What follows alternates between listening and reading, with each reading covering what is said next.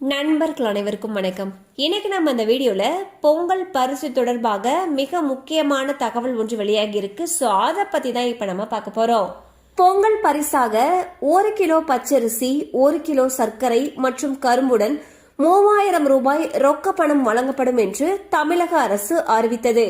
இந்நிலையில் யார் யாருக்கு ரொக்க பணம் கிடைக்காது என்ற புதிய தகவல் வெளியாகியுள்ளது. அதன்படி சர்க்கரை அட்டைதாரர்கள் மற்றும் நோ கமாடிட்டி கார்டு அதாவது என்சி கார்டு அட்டைதாரர்களுக்கு பொங்கல் பணம் கிடைக்காது.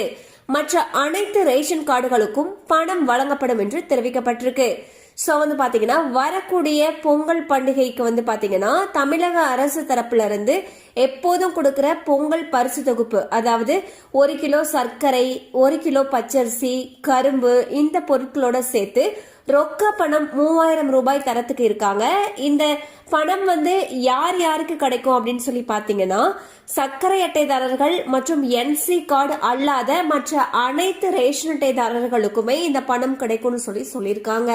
கண்டிப்பா இந்த அப்டேட் உங்களுக்கு பயனுள்ளதா இருந்திருக்கும் நம்புறோம். மேலும் இது போல அப்டேட்ஸ் உங்களை உடனே ரீச் ஆகணும்னு நினைச்சீங்கன்னா நம்ம சேனலோட தொடர்ந்து இணைந்திருங்கள். தேங்க்யூ ஃபார் வாட்சிங்.